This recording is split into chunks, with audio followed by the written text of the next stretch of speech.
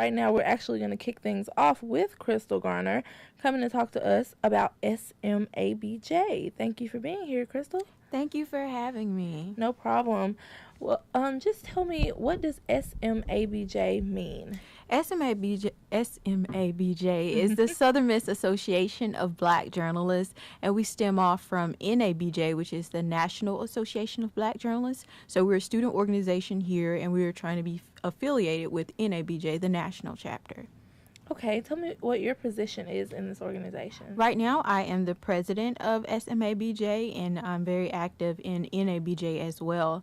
And a little background on SMABJ: we're like a student organization to promote different opportunities for minorities who want to have an interest in journalism. So it doesn't matter what area within media we have public relations, broadcast, editorial, photography. We try to find everyone who's interested in media, and especially in promoting diversity in media, because that's very important right now.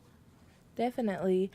Tell me about how you first got involved in SMABJ. Okay. Actually, it started with NABJ. I was Googling around. I think I had just got into college, so it was probably in my freshman year. And I was looking for different scholarships. I was trying to figure out what I'm going to do to kind of make my mark in journalism. And I found this website, nabj.org, and I saw that they had scholarships, and I saw that they had these different opportunities. And honestly, what caught my eye is the fact that they actually pay for you to go to these different opportunities, because a lot of times students may want to do something, but then right now they aren't financially able to just fly to the other side of the country to take on this journalism opportunity. But I think it's very helpful that NABJ has these opportunities where they're actually funding students to do these different programs. So I signed up to be a member, and the first program I actually did with NABJ was the multimedia short course, and that was in North Carolina, and it was amazing. After I finished that experience, I knew that I really, really wanted to stay involved with NABJ. And at the time, we did not have an active SMABJ on campus at Southern Miss. But a few months later, I met Christopher Thompson. He's an alumni now, and he said he was revamping it, bringing it back here, and I wanted to be a part of that. Since I had experienced NABJ before, I was ready to learn. I was really ready to take us to that next level. So when he graduated, I took on the torch and I became the president, and I've been working to try to get students involved in these different opportunities that they have. They have scholarships, they have internships, they have, you name it, they really have it, and they really care about mentoring students and mentoring these youth, especially minorities, so that we can have people in the news industry that look like us, so we can have people that can tell stories about us. It's so important to have diversity in news, and that's what SMABJ's mission is. We want to support students and make sure they're ready for when they graduate, while they're in that industry, that they have what they need. They're equipped to take on the industry. Definitely. And speaking of like getting prepared to be equipped for the industry, tell me about some of your experiences.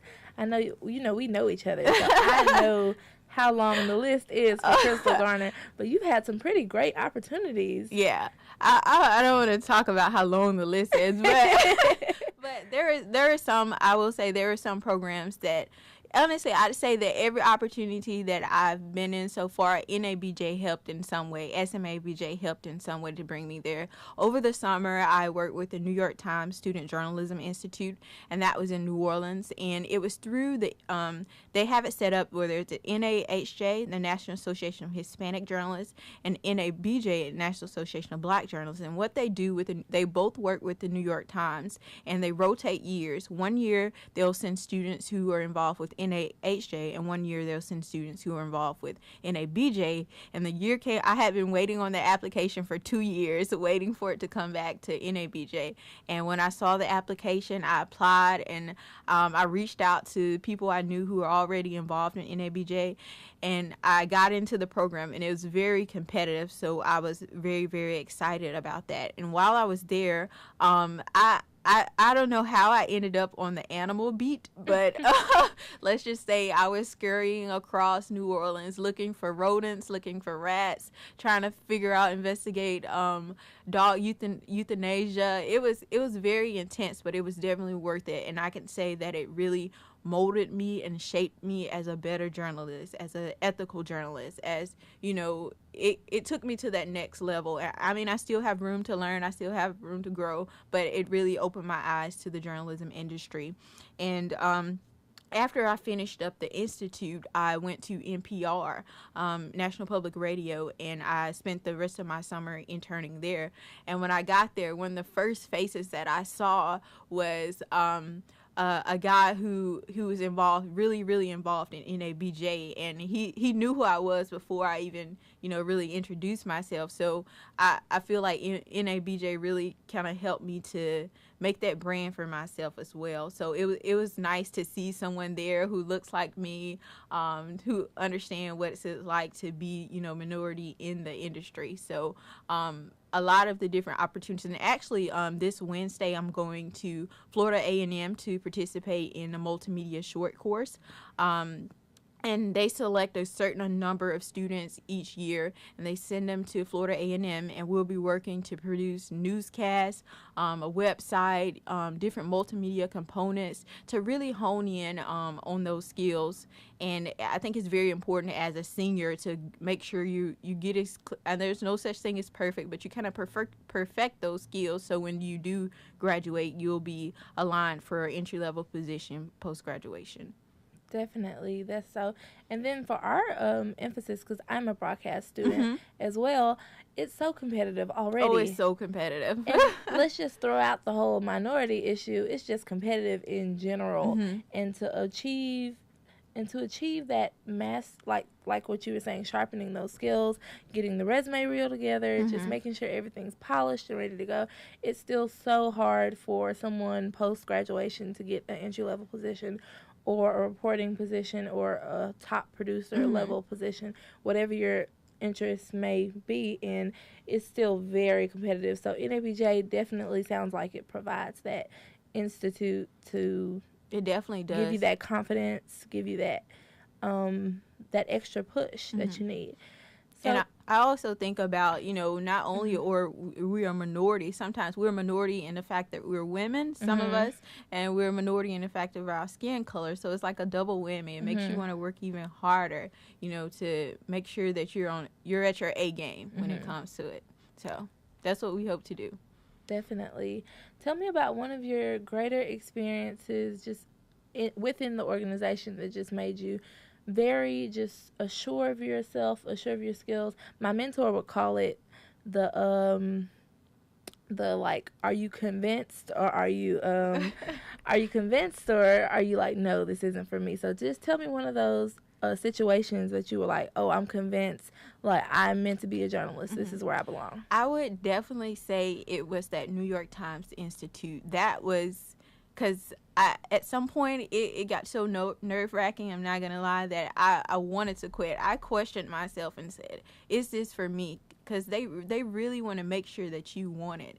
And when I got to that brick wall and I thought that I was questioning myself, wondering, could I keep going with this? I found myself wanting to do it. I found myself pulling encouragement from within myself, because this is what I want to do. I've known that I wanted to be in the journalism industry since I was a kid. There's no turning back now. So I really found that there at the Institute. And what was amazing, you realize that you're not the only one who feels that way.